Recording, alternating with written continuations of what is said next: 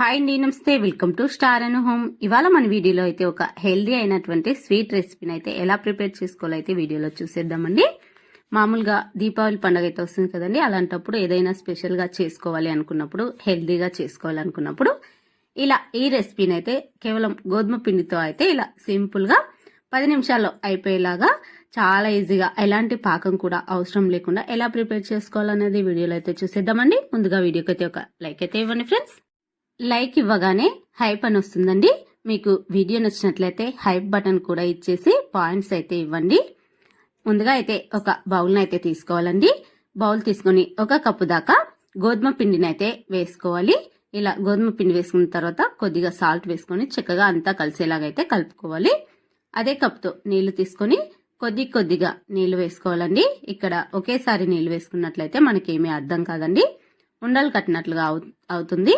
అలాంటప్పుడు కొద్దిగా నీళ్లు వేసుకుంటూ అచ్చంగా దోశ బ్యాటరీ పిండి ఏ విధంగా ప్రిపేర్ చేసుకుంటామో అదే విధంగా అయితే కలుపుకోవాలండి. ఇక్కడ గుర్తుపెట్టుకోవాల్సిన విషయం ఏంటంటే విస్కర్ కానీ ఒక స్పూన్ తో కానీ ఒక 2-3 నిమిషాలు అయితే ఇలా కలుపుతూనే ఉండాలండి. ఇలా 2-3 నిమిషాలు కలిపామనుకోండి, మనకు పిండిలో అయితే జిగురుదనం అనేది వస్తుందండి. చూడండి, ఇలా మనకు దోశ బ్యాటరీ ఏ విధంగా ఉంటుందో కన్సిస్టెన్సీ ఈ విధంగా అయితే ఉండాలండి. చూడండి, ఇలా చక్కగా మనం కలుపుకొని మూత పెట్టేసి ఒక పక్కన ఉంచుకోవాలండి. ఈలోగా మనం అయితే బెల్లపు సిరప్ని అయితే రెడీ చేసుకుందామండి. ఏ కప్పుతో అయితే గోధుమ పిండి తీసుకున్నామో అదే కప్పుతో బెల్లం తురుము 1 కప్పు దాకా తీసుకోవాలండి. అలానే 1 కప్పు దాకా నీళ్ళని అయితే వేసుకోవాలి. ఎంత క్వాంటిటీలో బెల్లం తీసుకున్నామో అంత క్వాంటిటీలో అయితే నీళ్లు వేసుకోవాలి. స్టవ్ పైన పెట్టి బెల్లం పూర్తిగా కరిగే వరకు అయితే కరిగించుకోవాలండి. ఇందులో నలకలు అలాంటివి ఏమైనా ఉన్నట్లయితే పక్కకైతే వచ్చేస్తాయండి. బెల్లం వాటర్ని ఫిల్టర్ చేసుకున్న తర్వాత ఇప్పుడు మళ్ళీ స్టవ్ పైన పెట్టేసుకుని మనం జస్ట్ ఇది జిగురుగా అయ్యే వరకు అయితే ఉడికించుకోవాలి. జిగురుగా అంటే ఒక 2-3 ఉడుకులు వచ్చే వరకు అయితే మరిగించుకోవాలండి.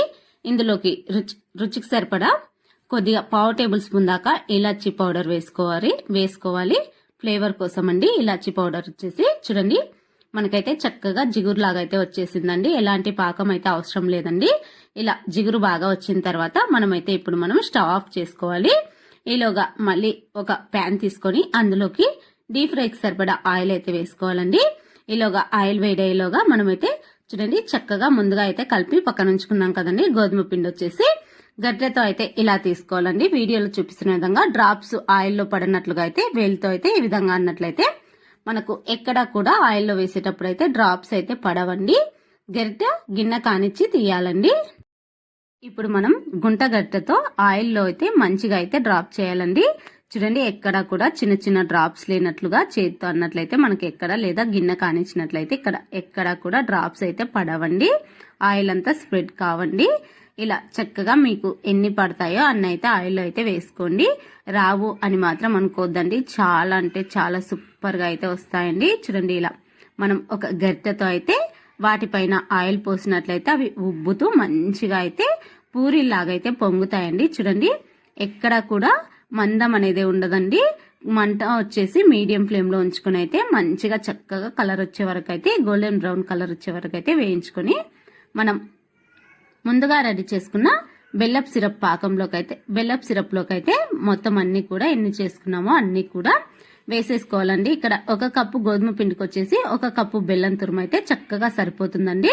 1 కప్పు బెల్లం తురుముకి వచ్చేసి 1 కప్పు నీళ్ళని వేసుకున్నట్లయితే మనకు పాకం అనేది ఎక్కువ తక్కువ కానట్లుగా, మనకు బెల్లపు సిరప్ అనేది ఎక్కువ తక్కువ కానట్లుగా పూరీలకైతే పర్ఫెక్ట్ గా అయితే సరిపోతుందండి. ఏ మాత్రం కూడా ఎక్కువ కావండి.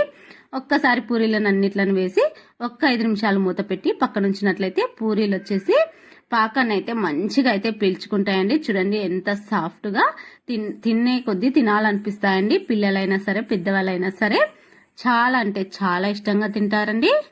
మీరు తప్పకుండా ఈ దీపావళికి ఇలా కొత్త రెసిపీని అయితే ట్రై చేసి మీకు ఎలా వచ్చిందో కూడా కామెంట్ సెక్షన్ లో తెలియచేయండి. మరి ఈ వీడియో అయితే ఇంతేనండి. ఇలాంటి మరెన్నో వీడియోస్ అయితే మన ఛానల్లో అవైలబుల్ గా ఉన్నాయి. ఇంట్రెస్ట్ ఉన్నట్లయితే ఒక్కసారి ఛానల్లోకి వెళ్ళైతే చూసేయండి. చాలా అంటే చాలా హెల్తీగా కేవలం గోధుమ పిండి బెల్లంతో అయితే ఇలా సింపుల్గా ఎలాంటి పాకం కూడా అవసరం లేనట్లుగా ఇలా సింపుల్గా ఇంటికి ఎవరైనా బంధువులు వచ్చినా ఇలా ఒక్కసారి 5-10 నిమిషాల్లో అయితే చేసి పెట్టారనుకోండి, అందరూ ఎంత ఫాస్ట్గా చేసింది ఎలా చేసింది అని అయితే ఆశ్చర్యపోతారండి. అంత సూపర్ టేస్టీగా చాలా బాగుంటాయండి. చూడండి లోపల జ్యూసీగా ఎంత బాగున్నాయో. ఒక్కసారి మీరు కూడా ట్రై చేసి మీకు ఎలా వచ్చిందో కామెంట్ చేయండి. వీడియో నచ్చినట్లయితే లైక్ చేయండి. Thanks for watching.